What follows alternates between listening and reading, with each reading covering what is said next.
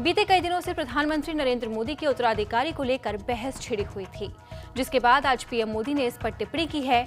आपको बता दें कि पीएम नरेंद्र मोदी मंगलवार को बिहार के महाराजगंज में एक रैली को संबोधित कर रहे थे।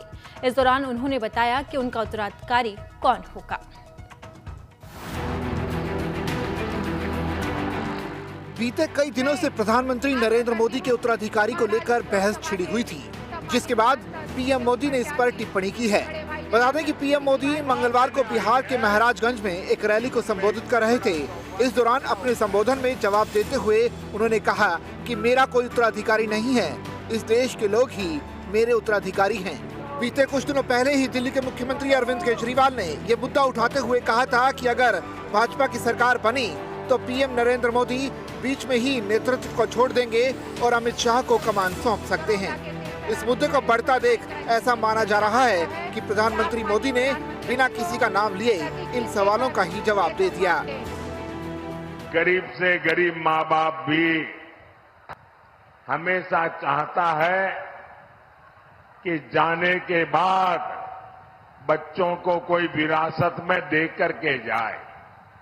हर एक के मन में रहता है कि कोई विरासत छोड़ के जाए। भाइयों बहनों, मोदी एक ऐसा इंसान है जिसे अपनी कोई विरासत नहीं है। मेरे लिए तो आप ही मेरी विरासत है। आप ही मेरे वारिस है।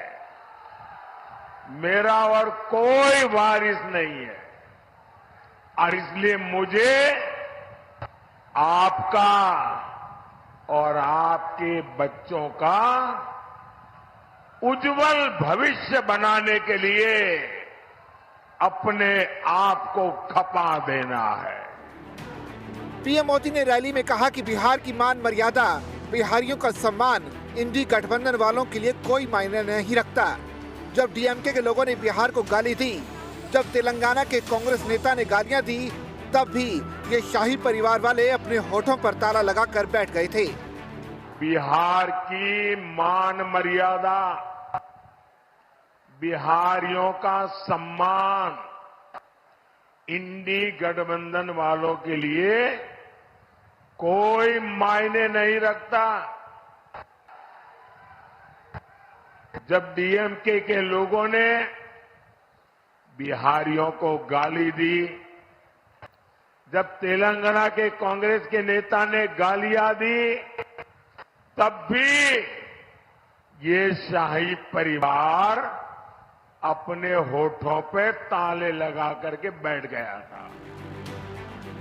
प्रधानमंत्री ने इस रैली में आए लोगों से अपील की कि आप लोग गांव-गांव जाएं और लोगों से कहें कि हम मोदी जी की तरफ से आए हैं। उन्हें बताएं कि कैसे एनडीए की सरकार फिर से बनी तो उन्हें आवास मिलेंगे। ये आवास घर की महिला मुखिया के नाम पर होंगे। आने वाले 5 साल बिहार की समृद्धि लेकर आने वाले हैं। हमारी बहनें अब ड्रोन पायलट बनेंगी और वो ड्रोन से खेती करके पायलट बने। हमने ऐसी योजना बनाई है। हमारी गारंटी है कि 3 करोड़ बहनों को लखपति दीदी बनाना है।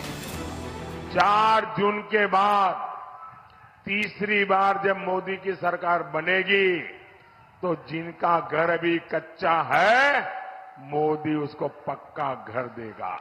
ये जो आपको घर मिलेगा, उसमें घर की रजिस्ट्री घर की महिला के नाम पर होगी, मकान की मालकन महिला होगी, बहनें ड्रोन पायलट बनेगी और ड्रोन से खेती करके कमाई करे।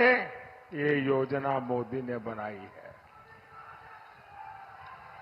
मोदी की गारंटी 3 करोड़ बहनों को लखपति दीदी बना देगी। प्रधानमंत्री मोदी ने इस रैली में जनता से साफ कहा कि वो कैंडिडेट न देखें बल्कि पीएम का चुनाव करें। उन्होंने कहा कि आपका ये वोट सिर्फ सांसद चुनने के लिए नहीं है बल्कि प्रधानमंत्री चुनने के लिए भी है।